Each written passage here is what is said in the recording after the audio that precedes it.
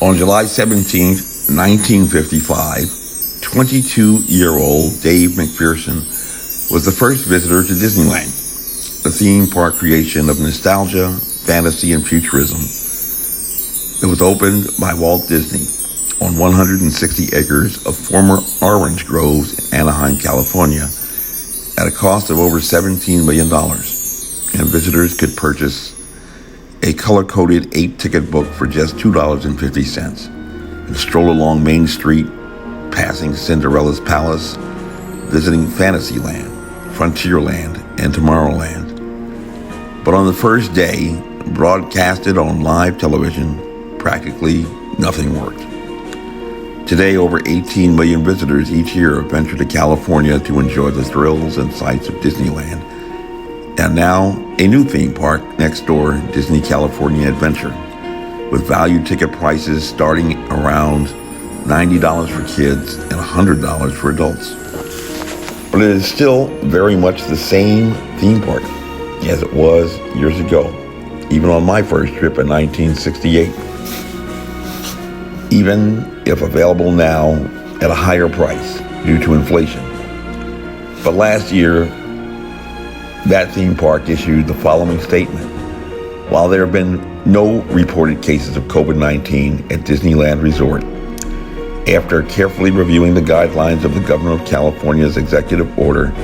and in the best interest of our guests and employees, we are proceeding with the closure of Disneyland Park and Disneyland California Adventure, beginning with the morning of March 14th through the end of the month. And Disney promised that it would continue to monitor the situation and pay their cast members throughout the crisis. Disney World, which had opened the Magic Kingdom Park, Disney's Contemporary Resort, Disney's Polynesian Resort, and Disney's Fort Wilderness Resort and Campground, first opened on October 1st, 1971, with ticket prices as low as $3.50. And they announced their closure on March 12, 2020. William Windsor Jr. is the first recorded guest at that theme park, who, with his wife Marty, along with their 2 young sons, Jay and Lee, slept in their car at a nearby service plaza overnight in order to be the very first to arrive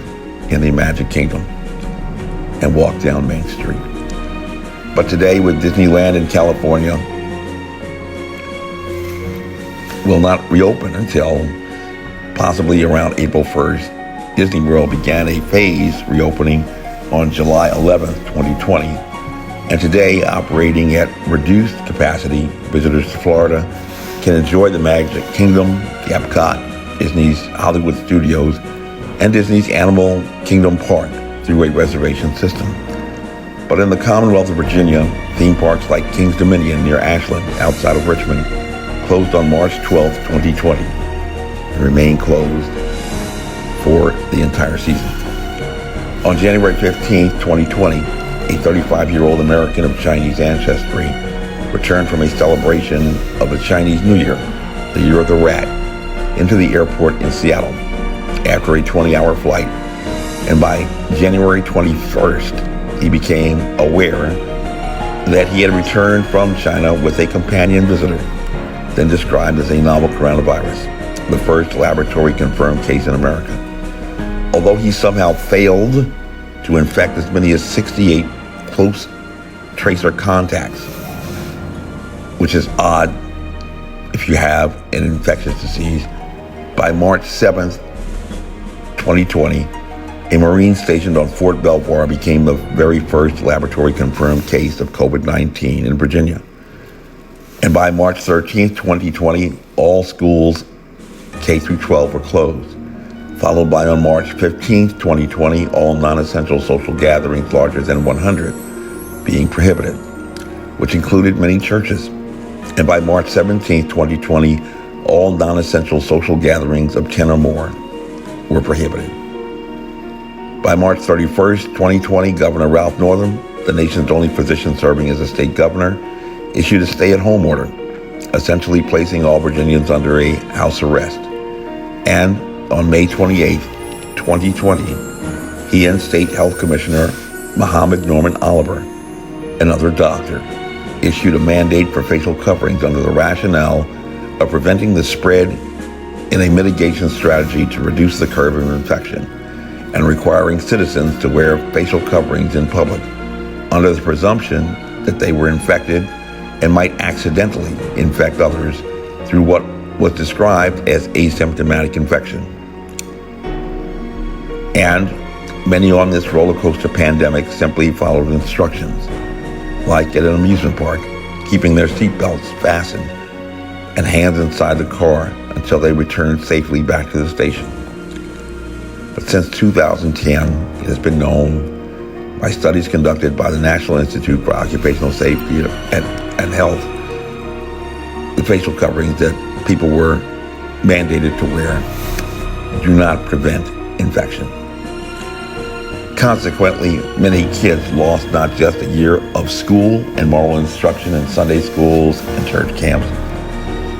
but also opportunities for employment or just fun and adventure at amusement parks. Chances to scream on looping roller coasters, being scared on dark adventure rides, and getting soaking wet on water flume rides. And all closed because of an invisible enemy. And most adults, including political leaders in both parties, were just as scared and or confused, finding even as many as 24% of atheists taking to prayer on the hope that one day the pandemic would be over.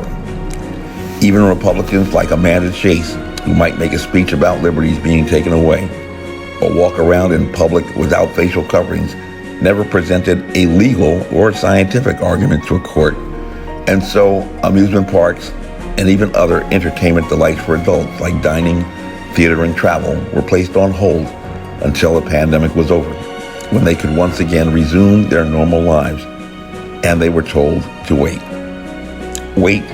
until it is over, because it is what it is. But my mom was 24 years old when Disneyland, an integrated theme park, opened. A time when she was forced to change her seat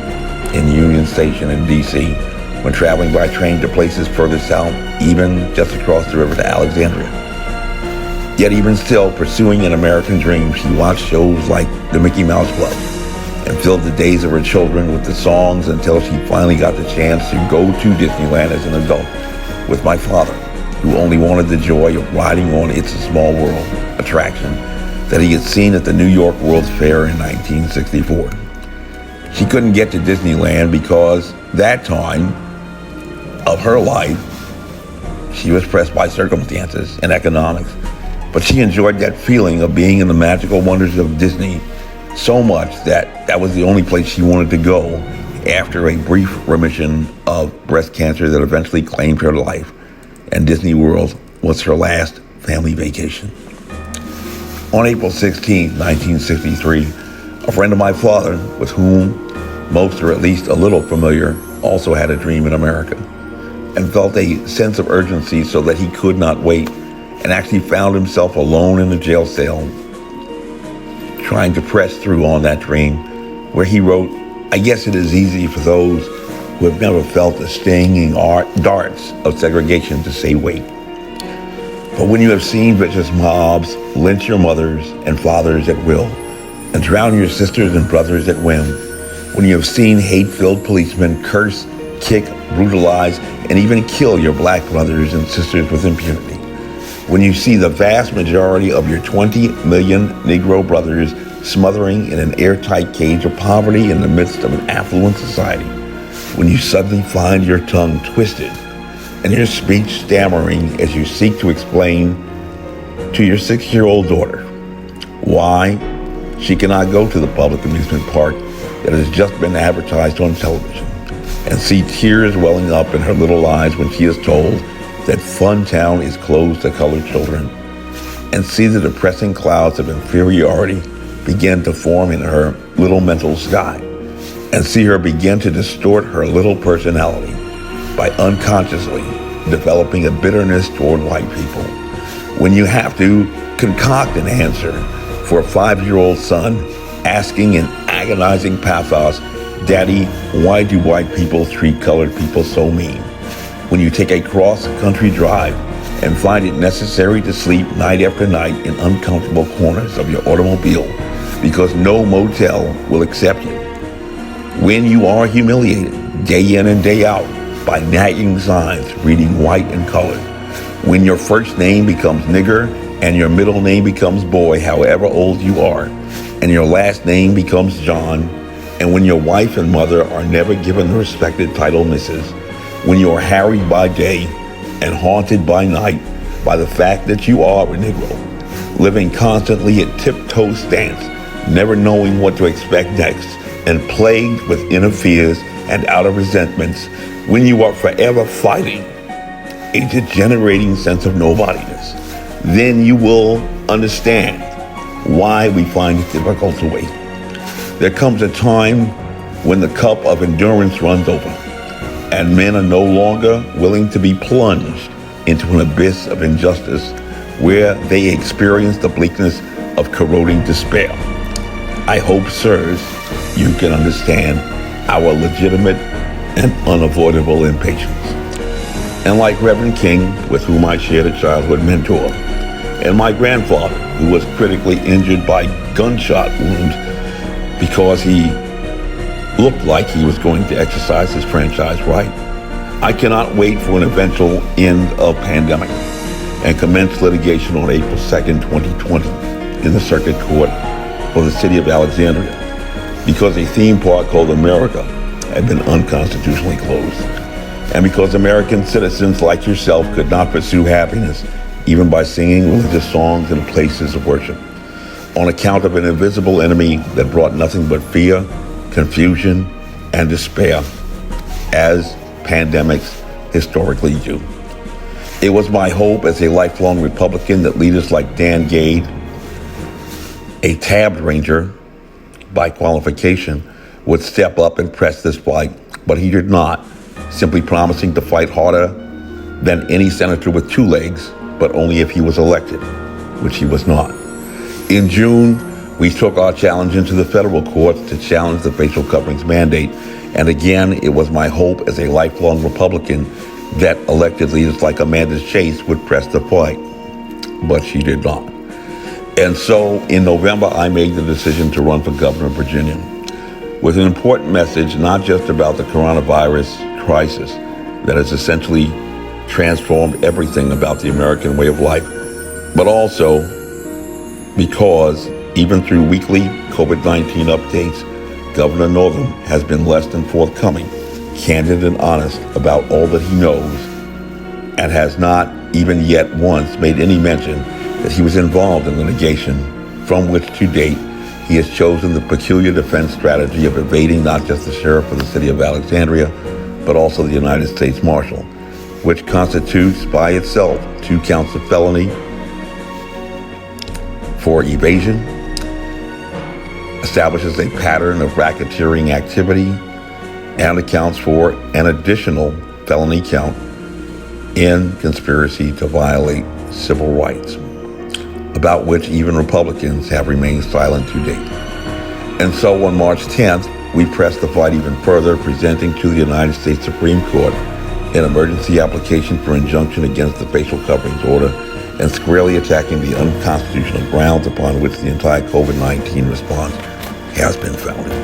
Northam and Oliver, the state health commissioner, declared COVID-19 a communicable disease of public health threat on February 7th, 2020, which he could not do constitutionally, even under what he described as extraordinary circumstances, because there were no cases of novel coronavirus in Virginia until 1 month later. And that is an abuse of discretion that not even one attorney in Virginia to date has noticed. By January 14, 2020, 1 day before the first infected person arrived in Seattle, the World Health Organization had made the preliminary conclusion that if there was any evidence at all that COVID-19 was being transmitted from person to person, it was between family members who had been residing in restricted areas for extended periods. And by February 24th, they had concluded that it was their opinion that families had driven infections in China because they had been confined under lockdown orders in China for extended periods. But it was also their conclusion, after review of over 55,000 laboratory-confirmed cases and their tracer contacts that COVID-19 was not a communicable disease because they could not validate a secondary attack rate of even 5%, 4 times too low in statistical significance to merit a finding of an infectious disease being transmitted from person to person, and no credible large sample size tracer contact study since has altered that empirical determination, and that means that COVID-19 can only be deployed as a biological weapon of terror. But Governor Northam, as well as the Republicans seeking nomination for governor, have been totally silent about this empirical fact established and supported by science. And by God, I am running for governor of Virginia. For 2 decades, I served my nation in uniformed service under a solemn oath, so help me God, to support and defend the Constitution of the United States from all enemies, foreign and domestic, an oath to which I remain obligated until such time that I may choose to resign that commission. So I ask every Virginian and every American true to, like the motto of the infantry, follow me, and we shall overcome. Honest. And y'all come back now. Yeah. This advertisement was authorized by Mike Webb.